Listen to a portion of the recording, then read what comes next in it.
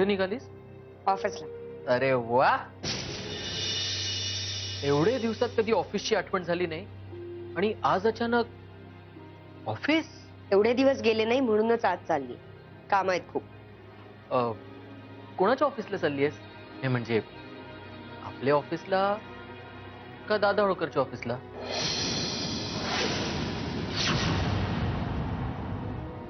दादा होळकरला भेटायला चालली आहेस ना? गौरा, बघ मी तुला आधीही सांगितलंय की तुला काहीही समजावून सांगण्याची माझी कपॅसिटीच नाही. त्याच्यामुळे आता मी तुला नाही सांगू शकत की मी हे सगळं का करते. पण हे मात्र नक्की सांगते की दादा होळकरलाच भेटायला जाते. त्याच्याशी वैर घेऊन नाही चालणार आपल्याला. तुला कसं कळत नाही नेत्रा? अगं त्याच्याशी जवळीक साधल्यामुळे आपलं सुख हिरावलं जाते हे तुझ्या लक्षात कधी येणार आहे? गौरांग, माझी मतं तुला पटत नाहीत मला मान्य, पण म्हणून तुझी मतं माझ्यावर लादायचा प्रयत्न करू नकोस. ना मला त्यात काही इंटरेस्ट आहे ना मला त्यांची काही गरज. हे बघ नेत्रा, अगं या क्षणी आपण सगळे एका अवघड परिस्थितीतून जातोय आणि परिस्थिती? तुला कधीपासून अवघड परिस्थितीची जाणीव वगैरे व्हायला लागली?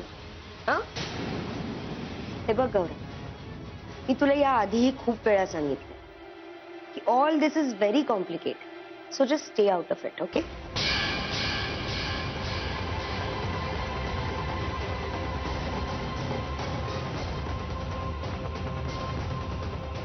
तुला माझी काळजी आणि प्रेम कधी करणार आहे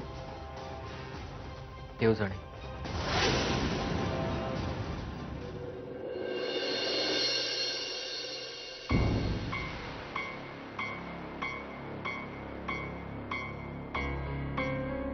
तुला माझं म्हणणं पटणार नाही कदाचित, पण जरा विचार करून बघ. मुळात सगळ्यात आधी या गोष्टीचं गिल्ट तुझ्या मनातून काढून टाक. जे काही घडलं ते तुझ्या आणि प्रियाच्या बाबतीत घडणारच होतं असं म्हण आणि सोडून दे. तू एकदा माझ्या बरोबर घरी चल आणि स्वतःच्या डोळ्यांनी तिची अवस्था बघ. पण तिची ही अवस्था काय कायम राहणार आहे का सत्याची? आज ना उद्या ती याच्यातून बाहेर पडेलच ना. पण आता तरी तिचं कुठेतरी लग्न लावून देण्याचा विचार कर सत्यजित. आणि महत्वाचं म्हणजे तिच्यासाठी जे स्थळ बघशील ते कोल्हापूर पासून लांब असेल असंच बघ. बघ मग कालांतराने ती तिच्या संसारात गुंतल्यावर ती तुला तुझ्याबद्दलच्या सगळ्या आठवणींना विसरून जाईल. विहंग, तुला खरंच असं वाटतं की हे सगळं इतकं विकोपाला गेल्यानंतर ते सहजासहजी विसरणं शक्य?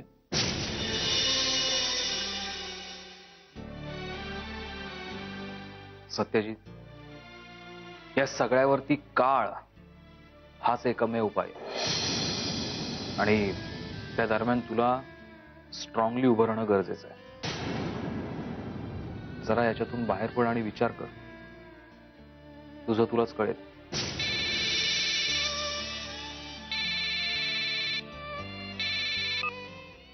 हॅलो हॅलो, सॉरी मी तुम्हाला डिस्टर्ब केलं, पण माझं जरा महत्वाचं काम होतं तुमच्याकडे. काय? बोल. प्रिया, म्हणजे प्रियाला बोलायचं आहे तुमच्याशी. आत्ता तसं म्हणाली मला. तुम्ही जर इकडे आलात तर.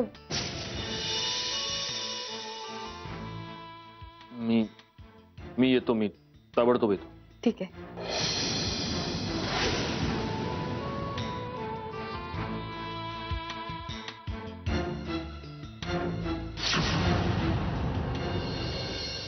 Welcome welcome. Have seat.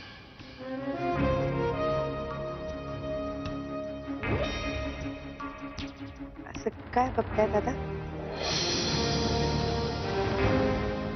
काय चुकलं आमच्याकडून मला सांगा. तुम्ही अशी का माया पातळ केली आमच्यावर? चिठ्ठी ना कोई संदेश, काय समजायचं? काय दादा, आम्ही काय संदेश पाठवणार आणि कसली खबर देणार? सध्या तुम्ही हेडलाईन्स मध्ये असता. सगळ्या बातम्यांच्या पुढे दादा होळकरांची बातमी असते सध्या. आणि त्या प्रियाला इथे आणून ठेवलं. सगळ्या मुधोळकरांचा जीव किती टांगणीला लागला होता दादा. आता देखण्याताई, आता तुमच्यापासून काय पाहिजे तुम्हाला सांग. त्या मोतीवाले बाईवर आमचा जीव जाडलाय तुम्हाला सांग. आम्ही त्यांना प्रॉमिस केलं लग्नाच, ऐकलं नाही. त्यांना आम्ही पट्टकानी व्हायचं प्रपोजल दिलं, त्यांनी ऐकलं नाही. काहीतरी करा ताई, आमचं काहीतरी जुळून दे तुम्ही. नाही, आम्हाला आमच्या मुलाची काळजी वाटते हो, दुसरं काय नाही. ओ म्हणजे गोष्टी इथपर्यंत पोचल्यात तर. आपाचे काय सिरियस दिसतंय प्रकरण, नाही? हो. हम्म. पण दादा, तुमचं लग्न झालंय ना? मग झालंय तर ना करतोय कोण? अहो, आम्ही आमच्या मिसेस समोर त्यांना व्हॅलेंटाईन प्रपोज केलं. काय सांगता दादा? मग आता तर आमचा प्लॅन असा आहे की मी मिसेसला सांगणार आहे, तू माझ्यासाठी त्यांच्याकडे प्रपोजल टाक म्हणून लग्नाचं. अहो, नाही राहू शकत, अजिबात नाही राहू शकत. काहीतरी सेटिंग करा, म्हणजे माझ्यासाठी नाही पण आमच्या घटोत्कचसाठी तरी काहीतरी करा प्लीज. घटोत्कच कोण? मोतीवाले बाई आणि आमचा विवाह झाला, जर ते अपत्य होईल त्याचं नाव घटोत्कच ठेवलंय आम्ही आधीपासूनच. चांगलंय, चांगलं नाव आहे. काय करा बाई, तुम्ही हे जमून द्या. त्या बाईला सांगा की आमचं त्यांच्यात लव आहे. तुम्ही हे केलं ना, आम्ही तुम्हाला पाहिजे ते देऊ. हा, पाहिजे तुम्ही मागा फक्त. हे दूध घ्या रे, दूध घ्या. दादा, दूध नको आज. आज चहा घेईन म्हणते. नाही, आमच्याकडे फक्त दूधच मिळतं. माहितीये ना मला. पण दादा, तुम्हाला जर मोतीवाली बाई हवी असेल तर आज मला चहा पाहिजे. आणि मला एकटीला नाही, तुम्ही पण माझ्यासोबत चहा प्यायचा. मी पण चहा घ्या. हो, कसं आहे देखण्यात आई, वाघ पिंजऱ्यात असतो ना तेव्हा त्याला लांबूनच दगड मारायचा. त्याच्या जवळ जाऊन त्याला गुदगुल्या केलं ना तर तो कधीही पंजा मारू शकतो. आता चहा नाही, दूध नाही, काय नाही, उठायचं लगेच ते. ठीक, येते. मला चहा बसते.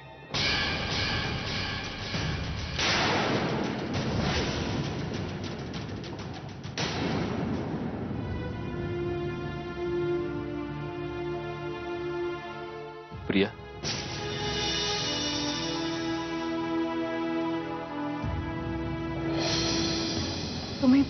तुम्ही काय करता इकडे? तुम्ही कशाला आलाय? अगं, असं काय करतेस प्रिया? तूच बोलवलंस ना मला, तुला बोलायचं ना माझ्याशी. नाही, मी सत्यजितला बोलवलं होतं.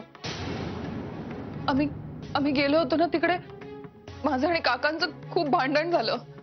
काकांनी माझा खूप अपमान केला. त्यांनी माझं घर बळकवलं. माझं घर होतं गावाला, ते त्यांनी हडप केलं. माझा खूप अपमान केला, मला खूप बोलले. आमचं भांडण झालं म्हणून मी गेले जीव द्यायला. मला नाही राहायचं, मला इथे राहायचंच नाहीये. मला आता जगायचं नाहीये. मला मावशी आणि सत्यजितवर आणखीन ओझं बनून नाही राहायचं. नको मला जायला हवं. मला जगायचंच नाहीये. प्रिया, ते काका खूप वाईट आहे. मला प्रिया, मीच सत्यजित आहे. प्रिया, मला नाही जगायचं. प्रिया,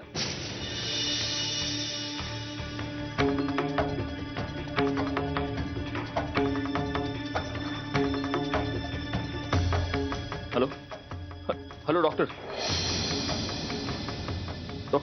मी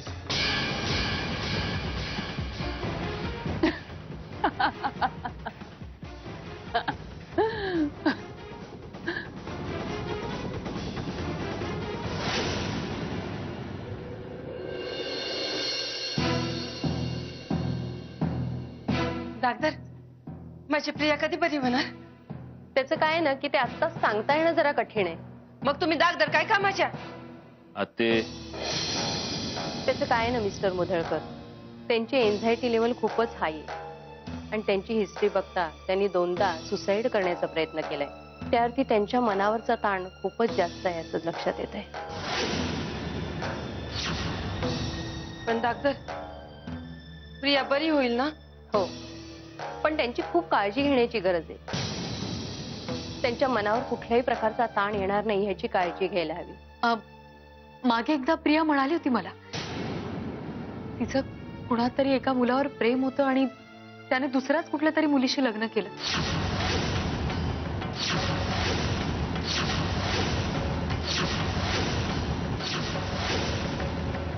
मला वाटतं प्रिया अजूनही ती गोष्ट मनातून काढू शकलेली नाहीये. कदाचित त्याचाच तर ताण नसेल ना तिच्या मनावर. सेशनच्या दरम्यान पाहूया काय बाहेर येते का. तोपर्यंत तुम्ही काळजी घ्या. येते मी. तसंच काही लागलं तर फोन करा.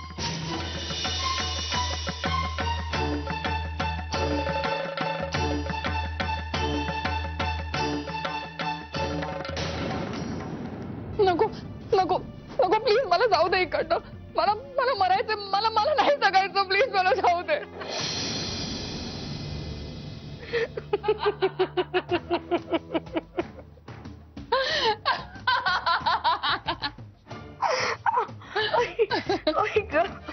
प्रिया बाप रे, अनबिलिव्हेबल आहेस तू. तू केवढी मोठी ड्रामा क्वीनच माहितीये तुला. सगळं घर नाचवतेस अक्षरशः सगळ्या घराला. सगळ्यांना कसं आपल्या मुठीत ठेवलंय. सेंटर ऑफ अट्रॅक्शन झालीस तू अख्ख्या घरात. कॉंग्रॅच्युलेशन. मला ना आता त्या मंजिरीची बिचारीची दया यायला लागली आहे. ही तर फक्त सुरुवात आहे. आणि सुरुवातीलाच तू अशी काय जादू केली आहेस घरातल्यांवर. प्रिया, मला ना खूप मोठा प्रश्न पडलाय तुझ्यावर. म्हणजे एखाद्या माणसाचं नशीब अचानक कसं एवढं फॉर्म मध्ये येऊ शकतं. म्हणजे जो घोडा शेवटून पहिला यायचा तो आता विनिंग पोझिशन मध्ये. क्या बात आहे. हे काय ते सरळ सांग. प्रिया, तुझ्या आयुष्यात ना सध्या डबल धमाका चालू आहे. एकीकडे सत्यजित दादा आणि एकीकडे दादा होळकर.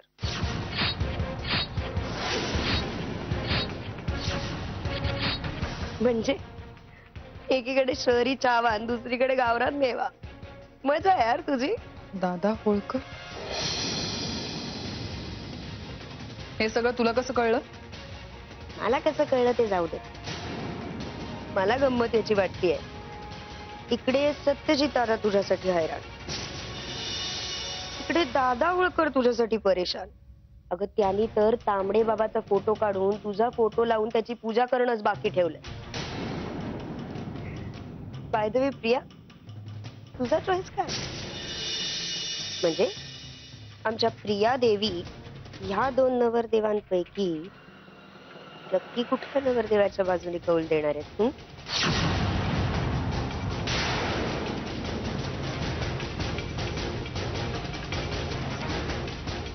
आता या रेसमध्ये जिंकण्यासाठी माझ्याकडे एक्स्ट्रा मार्क्स आणि याचा फायदा मला करून घेतलाच पाहिजे. पण फायनल रेस साठी माझी पसंती आहे दादा होळकर.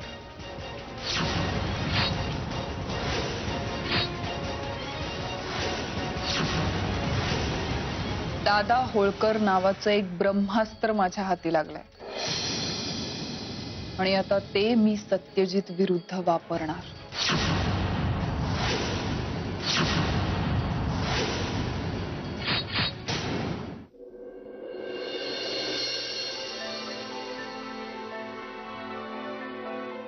मग काय डिसिजन घेतलास तू.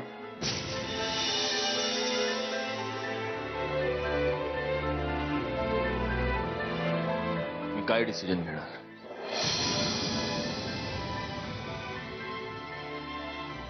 जेव्हा जेव्हा मी या विषयावर विचार करतो तेव्हा मी फक्त डेड एंडला येऊन पोहोचतो. प्रियंका, तू स्वतःच्या डोळ्यांनी प्रियाची अवस्था पाहिलीस. तूच मला सांग ना, मी कसं अंतर देऊ त्या मुलीला. प्रियाच्या आयुष्यात जर मी नसेल तर तिचा दुसरा पर्याय आहे मृत्यू. तूच सांग ना मला, मी कसं तोडू तिला माझ्यापासून. पण मी तुला तोडायला सांगतच नाहीये सत्य. उलट प्रियाचं जर लग्न झालं तर ती तिच्या आयुष्यात सेटल होईल. हे मान्य आहे की असे जुने धागे सहज तोडता येत नाहीत, पण म्हणून नवीन धागे जोडायचेच नाहीत का.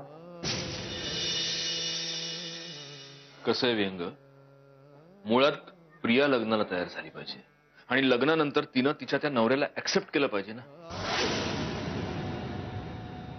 नाहीतर भविष्यात वेगळीच कॉम्प्लिकेशन्स निर्माण होते. पण म्हणून मग काय, आयुष्यभर तिला असंच लग्न न करता? पण सत्यजित, तू असा विचार का करतोयस? बघ, आता परिस्थिती अशी आहे की प्रियाचं सर्वस्व तू आहेस. ती आता तुझ्याशिवाय दुसऱ्या कोणाचाच विचार करू शकत नाही. आणि म्हणून तिला या परिस्थितीतून जर बाहेर काढायचं असेल तर तिला तिचं स्वतंत्र असं आयुष्य आहे याची जाणीव करून द्यायला हवी. अरे, तिचं जर लग्न झालं तर ती तिच्या संसारात, तिच्या स्वतंत्र अशा आयुष्यात सेटल होईल. खरं सांगू व्यंग, जर हे असं झालं ना तर सगळ्यात जास्त आनंद मला होईल. पण हे सगळं तुझ्यात आणि माझ्यात ऐकायला खूप छान वाटतंय.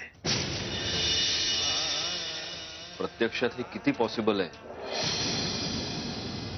नाही माहिती.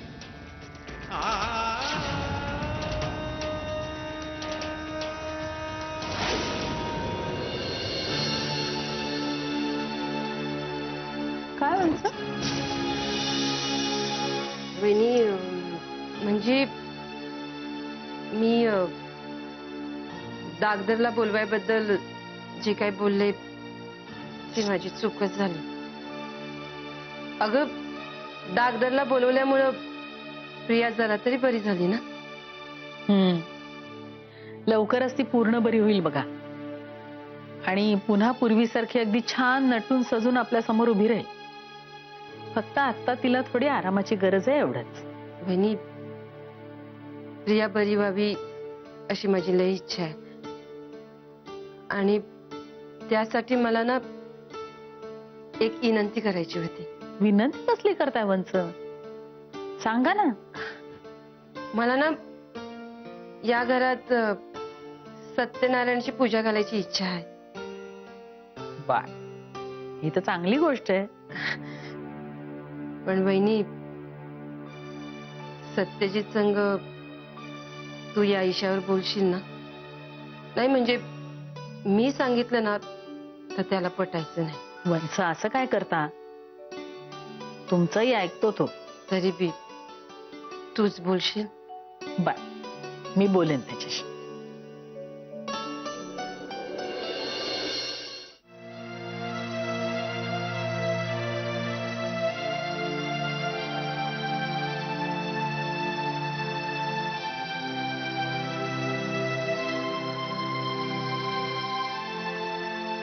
डॉक्टर येऊन गेल्यापासून जरा बरं वाटतंय आता, नाही? चल, तुला गोळ्या सुद्धा घ्यायच्या आहेत, जेवायला चल. मावशीला मावशीला कसं तोंड दाखवू? अगं, काही घडलंच नाहीये. आणि मी तुला सांगते, तुला कुणीही काहीही बोलणार नाही. हं? सगळं पुन्हा पूर्वीसारखं सुरळीत सुरू होईल. विश्वास ठेव माझ्यावर. होईल होईल, सगळं पूर्वीसारखं होईल. पण माझ्यासाठी नाही. मी मात्र स्वतःला फसवत जगत राहायचं असंच. मला आता हा त्रास नाही सहन होणार. प्रिया, हे बघ, असा विचार नाही करायचा. आम्ही आहोत ना सगळे. आणि तुला माझी शपथ आहे, पुन्हा असा विचार करशील तर. प्लीज, शपथ नको घालू मला. शपथ नको. हे बघ प्रिया, या घरातल्या सगळ्यांचं तुझ्यावर खूप प्रेम आहे. तूच सांग ना मला, तुला असं रडत राहण्यासाठी, तुला त्रास व्हावा म्हणून आम्ही तुला वाचवलं का? ऐक माझं, जे झालंय ते सगळं विसरून जा. पुन्हा पूर्वीसारखी आनंदी राहा, बस. दुसरं काहीच नकोय कुणाला. आणि तुला जेवायला यायचं नाहीये ना? ठीक आहे, मी इकडे घेऊन येते ताट तुझं. हं? आले.